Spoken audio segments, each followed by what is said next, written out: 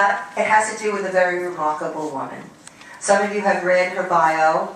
I will add to that. Deborah Misir is a founding partner of Lally Misir, LLP, in Mineola. She's a leading federal litigator and expert on administrative, constitutional, and government regulatory law.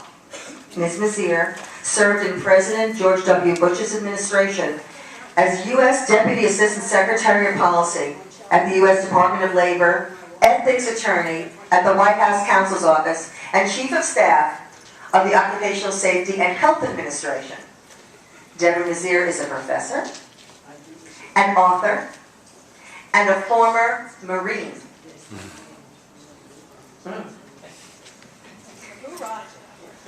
Among her numerous accomplishments, she is president of the Indian American Bar Association of LI and Queens, and national chair of the Caribbean American Republicans.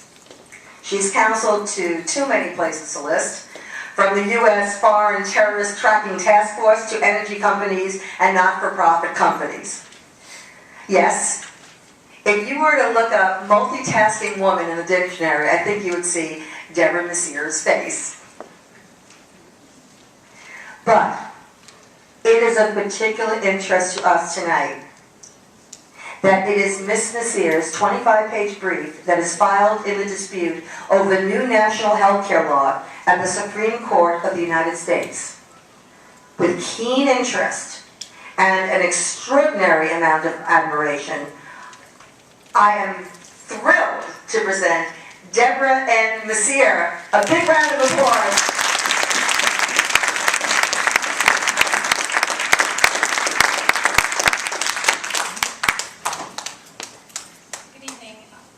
Very much for that very, very kind introduction.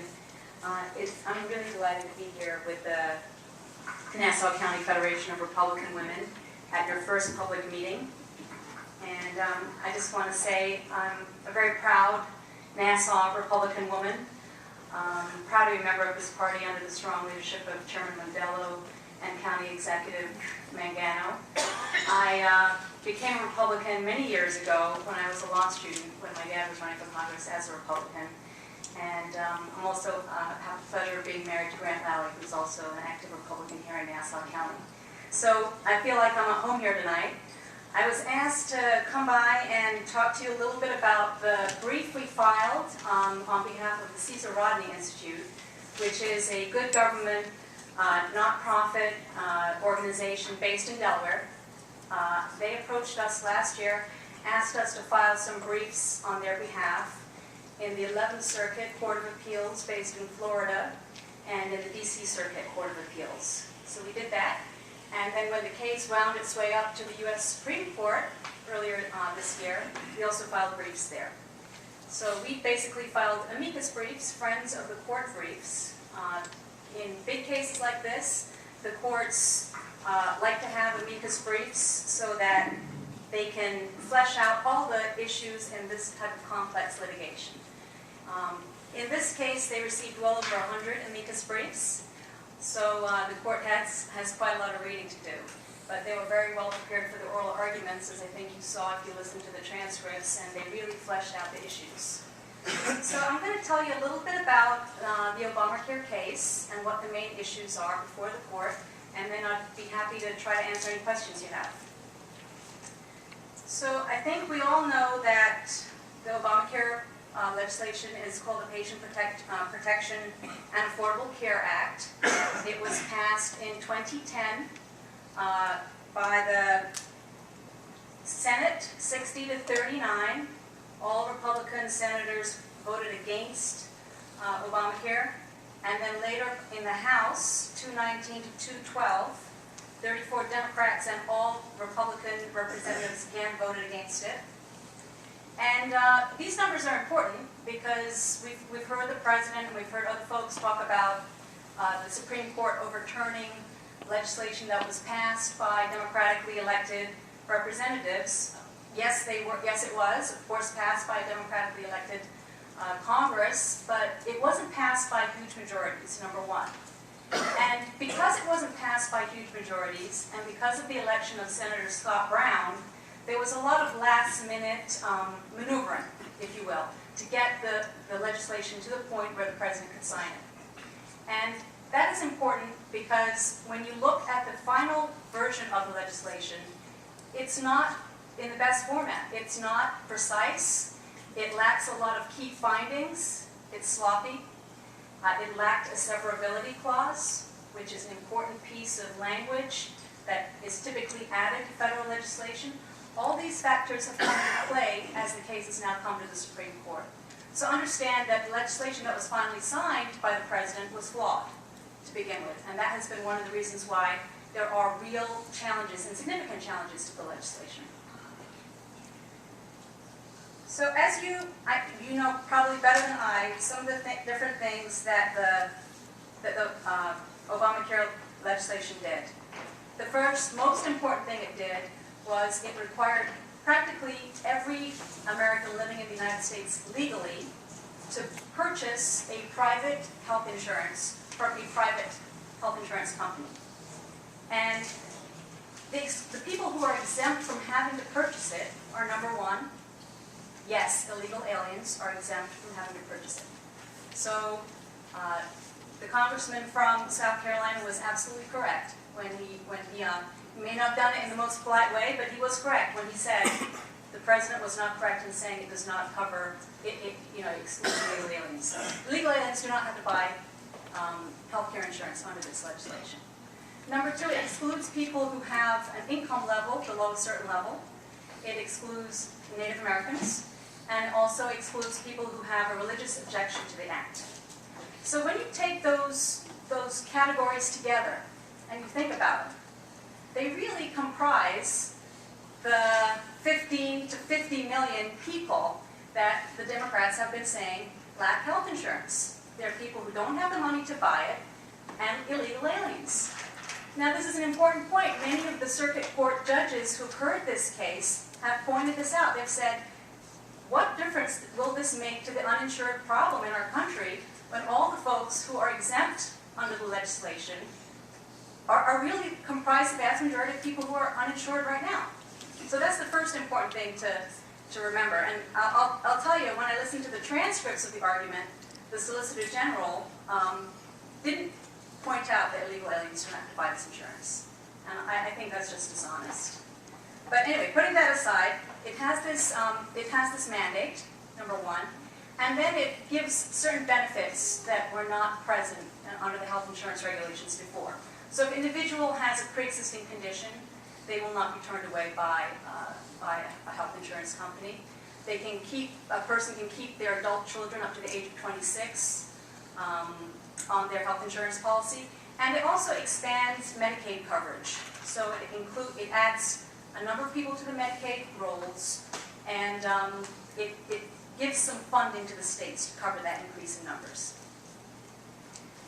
So turning to the legal issues, the central legal issue, and I know you followed it, is the mandate.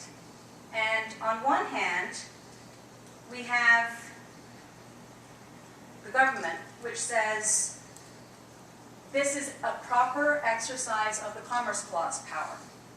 Now, the Commerce Clause power is an enumerated power of the U.S. Constitution, under the U.S. Constitution of the federal government. And it's gone through a lot of evolutions, if you will, since the document was signed by the founders. Most recently, in the 20th century, starting with a case called Wickard, in which the U.S. government said that a man growing wheat in his backyard was affecting interstate commerce and could be regulated by a wheat regulation at the time, it has really grown in scope to the point where most attorneys and constitutional lawyers readily admit that pretty much anything the federal government does can be justified under the Commerce Clause. And that is why Speaker Pelosi and Democrats had no hesitation in putting out this legislation under the power of the Commerce Clause. Because the truth of the matter is that it has been interpreted extraordinarily broadly. Now, some good things have come out of the Commerce Clause. I think we'll all agree that the civil rights legislation was a good thing, and that was put out, promulgated under the the authority of the Commerce Clause. It could have been put out, by the way, under other provisions of the U.S. Constitution, but for whatever reason they chose to do it under the Commerce Clause. There's been other areas too where it's been helpful in knitting together a very powerful national economy. But the court has recognized, and many legal scholars have recognized in recent decades, that the power of the federal government has just gotten too broad under the Commerce Clause. And they're starting to reach down and affect Americans in their daily lives in a way that they really shouldn't under our system of enumerated powers under the Constitution. So in the last 20 years, we've had two significant cases which have pulled back the power of the Commerce Clause. The first is the Lopez case, which was a case where the federal government had put out a statute that said no one can carry a gun around a school zone. And I think we would all agree that that's a sensible piece of legislation. However, they used the broad Commerce Clause power to put out that legislation. And they didn't identify in it why that affected interstate commerce. So this case went up to the Supreme Court, and the court said, you know what, things are getting a little too broad here under the Commerce Clause. You didn't even identify how it's affected the interstate commerce. We think we're going to strike this date, and they struck it down.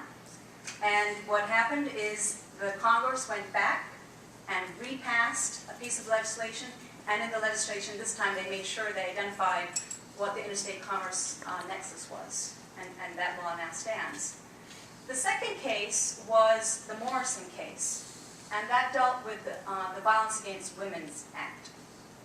And again, here, they had failed to identify exactly what the interstate commerce nexus was. We all said, hey, it's a good thing to stop violence against women, but let's be truthful and consistent and honest with our Constitution, and let's abide by the words in it. And let's not give too much power to the federal government. So, again, the court struck it down, and the Congress had to deal with it. So, against that backdrop, we have the Obamacare case. And we had a group of conservative attorneys who, as soon as it was signed by President Obama, they filed suit in Florida, 26 states, and some trade associations in Washington filed suit.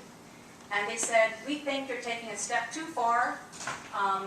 This is not an enumerated, this is not consistent with the Commerce Clause jurisprudence. And the government's position all along has been, we know that we're making a broad claim of power here, but we think we're entitled to because healthcare is a very unique problem. And you have to trust us that we're not going to do this for any other kind of problem, but we need to do it for healthcare because it's so complex and it's national in scope. So that's really the two sides of the argument. Number one, you have conservatives saying this is unprecedented, the legislation was flawed in many respects, you didn't identify specifically what the interstate commerce nexus was, i.e. you didn't say people buying health insurance in interstate commerce are covered, you just said every breathing, living American who's in legal status is covered. And that's just simply not proper under the Commerce Clause. And on the other hand, you have the government in effect saying this is a unique problem, this is consistent with the very broad grant that we've seen in the 20th century. Trust us, we're not going to be making you buy broccoli and gym memberships. We're not going to abuse this power. And I tell you, the oral arguments were fascinating. I really feel for the Solicitor General because he's actually a great attorney and has a great reputation. And I think he just got nervous, and it happens to the best of us. I've never argued before the U.S. Supreme Court, but I've argued before virtually all the U.S. Circuit Courts of Appeal, which are one level below. And some days you have awesome arguments, and some days you have really bad arguments, so you can never tell. So I feel for him, but he didn't do a very good job in putting forth what the rationale was for the government for Obamacare, in my view. On the other hand, you had Paul Clement and Michael Carvin, who did an awesome job, I think, and really articulated the conservative legal position and really forced the justices to think closely and clearly about these issues.